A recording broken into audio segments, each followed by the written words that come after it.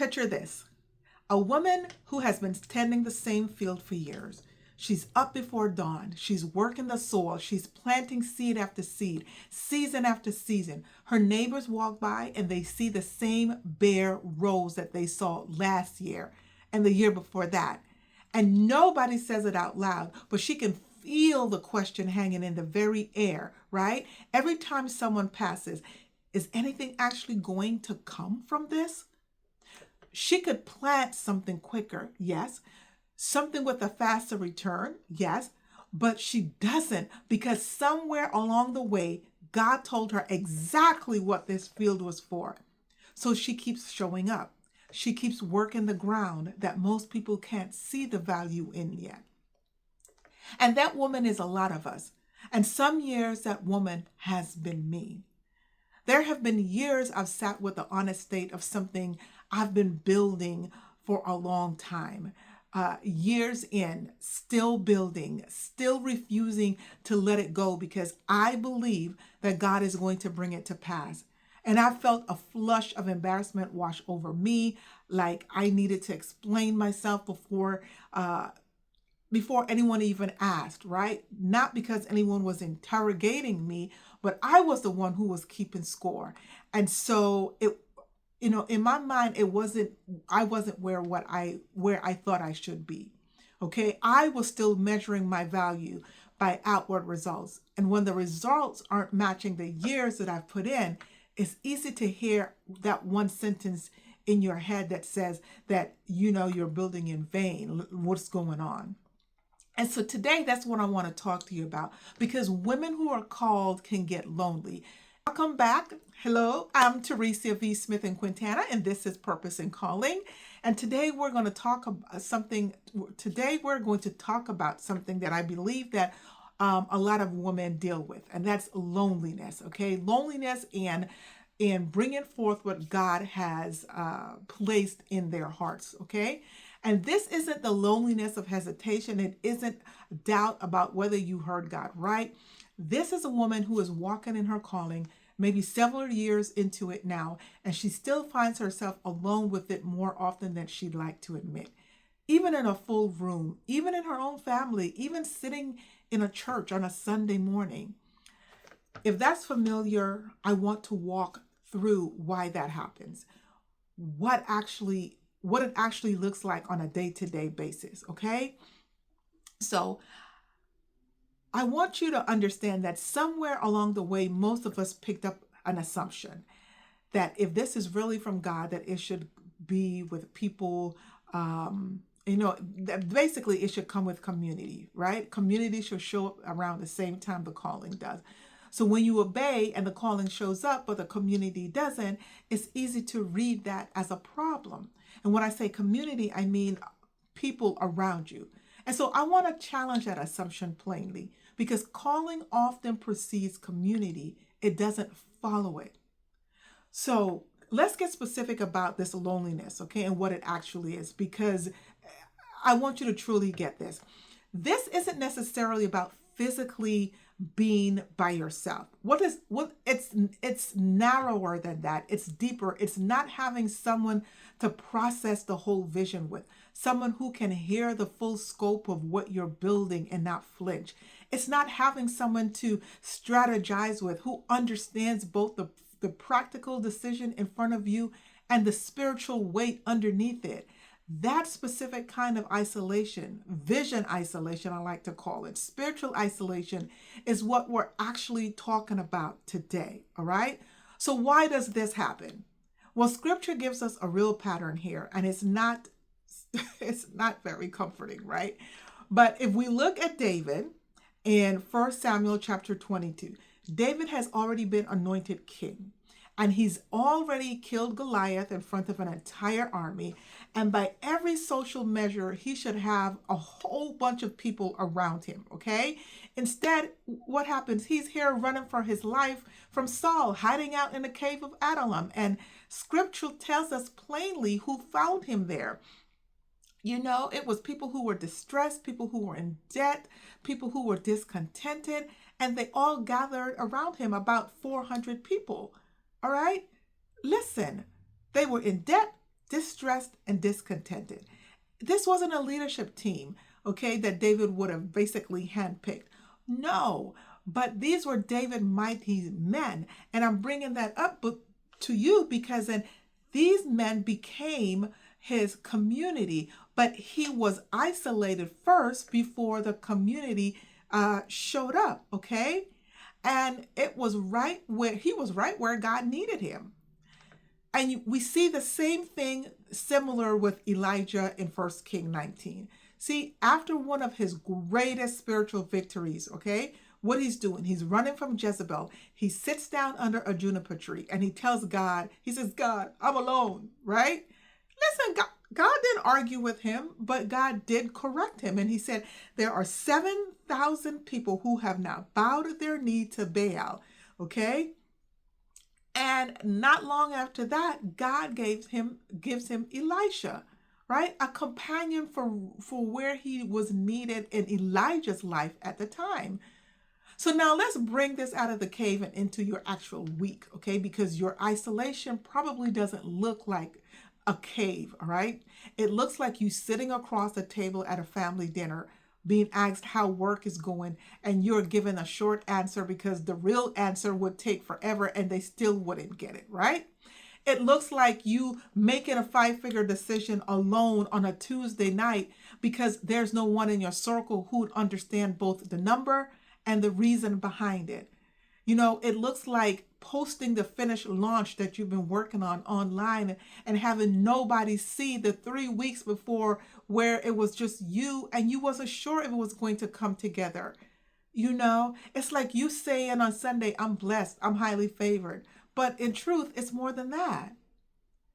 Listen, I know you're probably thinking, I know that it's refinement, you know, and you probably don't want to hear that because you've heard it 100 times. But knowing that doesn't make it less lonely. And honey, I want you to understand that you are allowed to feel that. You are allowed to feel that loneliness. There's nothing wrong with that. There's a woman in scripture that her name is Hannah in 1 Samuel chapter 1. And Hannah was deeply loved by her husband. And still scripture says that in bitterness of her soul, she wept. And she prayed so silently and so intensely that the priest Eli assumed that she was drunk and rebuked her for it, misunderstood by the one person in the room who should have recognized her real anguish when he saw it. You know, her husband, as much as he loved her, he couldn't fully carry what she was going to God for. You know, and he was like, am I not better than 10 sons? You know, he didn't really understand the loneliness that she was feeling. But here's what I love about Hannah. She didn't skip her pain to get a lesson about it. She told Eli plainly, I was pouring out my soul before the Lord. I have been speaking out of my great anguish and my grief. So let the ache be the ache out loud, honestly, before God, before anyone tries to explain it away. And it was in that honesty with Hannah, when she was being honest before God, that God remembered her. So yes, seasons like David's cave and Elijah's juniper tree are often refinement. That's true. But Hannah reminds us that truth doesn't have to erase the ache for it to still be true, that you are allowed to sit in the loneliness honestly the way that she did before you're expected to see what is being built. Both things are real. Both things are there for you to feel, okay, for you to experience. Listen, your calling may isolate you before it ever introduces you to your people. That doesn't mean that something went wrong. It may mean something is finally being built right, and it's still allowed to hurt in the meantime. You know, there's also a second kind of isolation that we need to talk about, okay? And it's the isolation from ourselves. And sometimes it could be out of shame. I told you a minute ago about sitting with my own numbers and feeling a flush of embarrassment. And here's the rest of it. I actually love community. I love being in a room with women who love God and who are trying to bring forth what God placed in their hearts. That's one of my favorite things that I like to do, right? I do love community. Community was never a problem for me. What started to isolate me is the embarrassment that I felt underneath when things weren't where I hoped that they would be as of yet, when I'm still building something that doesn't look like it's working from the outside. I don't want you to feel as though that God doesn't see what you are doing. I don't want you to feel as though that you are not able to bring forth what God is placing in your heart, and that you are too embarrassed because it's not where you think it should be in your life. Let me put it this way. It's called comparison. Sometimes loneliness is brought about by comparison, when we are comparing ourselves and our output to others, okay? And I don't want you to do that. What isolate you might be the embarrassment that's underneath. It was for me when things aren't where I'd hoped that they would be as of yet. When I'm still building something that doesn't look like it's working from the outside. I don't want anyone close enough to ask about it. And you might be like this too. I don't want to explain again why I'm still doing this. So instead of bringing that into the room with women who would actually understand it spiritually, sometimes we tend to go quiet. Not because we don't want to be in the room, but because we might be a little embarrassed because we don't have anything to show for it. And that might be true for you, right? You're turning down a collaboration because you lack the bandwidth. Not because you lack the bandwidth, I say, but because sitting across from someone whose numbers are working feels like a report card that you're not ready to turn in. You might be skipping the mastermind because you'd have to answer, how's it going? Honestly. And the honest answer is like you feel left behind. So you go quiet. You go quiet specifically because, you don't want people to see in what your mind is disappointment because there's no fruit. So how do you know the difference between a cave season still doing its work and isolation that's become a habit rooted in shame? Well, a cave season still has an ache in it. You still want to be known even if you don't currently have anywhere to put that want, right? And then shame driven is isolation that has gone quiet. You've stopped even hoping someone will ask the real question because you've already decided what they think the answer is going to be. This tends to show up most usually in three places that we least expect to find it. In church, where everyone assumes your walk with God means that you're not struggling. In your family, where people love you, but they're never given the same assignment, so they don't know what questions to ask or how to accept what you're doing. And then online, where you only ever post a finished version, so even the people following your journey only see the parts that look like it's working. They don't see the back end. Listen, God never asked you to defend a harvest that isn't in season yet. He never did. And that's what I want you to understand. My sister, before I close, I want to leave you with something to hold on to, okay? Not just something to feel. Go to Galatians 6:9, and it says, let us not become weary in doing good, for at the proper time we will reap a harvest if we do not give up. Notice what it doesn't say. It doesn't say that the harvest is a referendum on whether you heard God right. You did. It says that there's a proper time, and your job in the meantime is to not give up, not to, produce evidence early enough to satisfy anyone else's timeline, including your own. Do I measure my worth by outward results? And if so, whose scoreboard did I borrow that from? That's what I want you to ask yourself.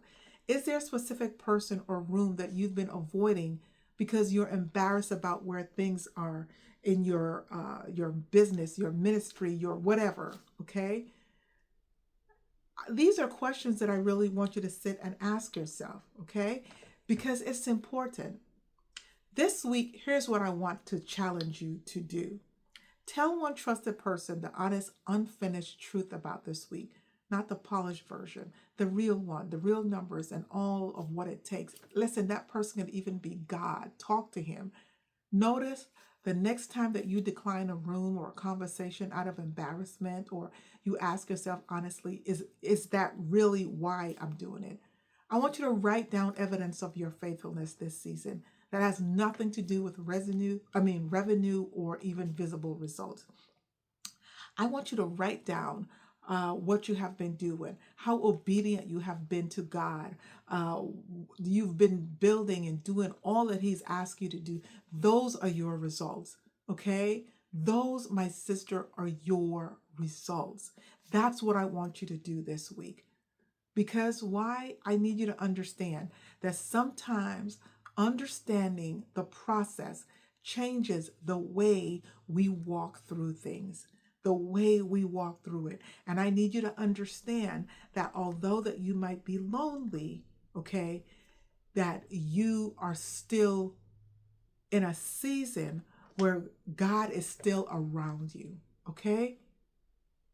God is still around you. Listen,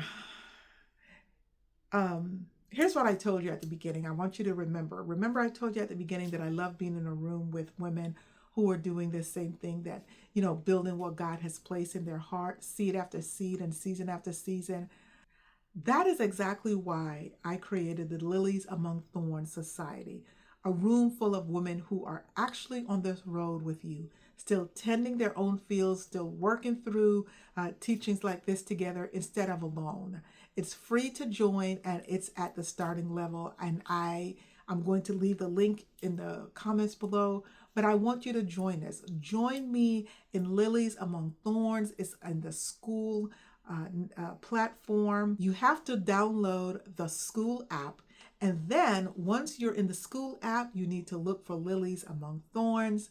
And then from there, you can join, and you can join for free. All right. So once again, it was a pleasure being here with you today.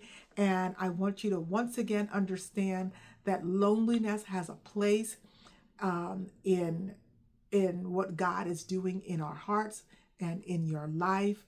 And I'm telling you, He is with us. He is with you. And just picture in your mind Him coming and enveloping you in a hug. And He is saying, my daughter, it will be okay. And so that's what I want you to understand today. My daughter, my sister, it's going to be okay. God's got you. Listen, sometimes understanding the process changes the way we walk through this. Okay? Take care and be blessed.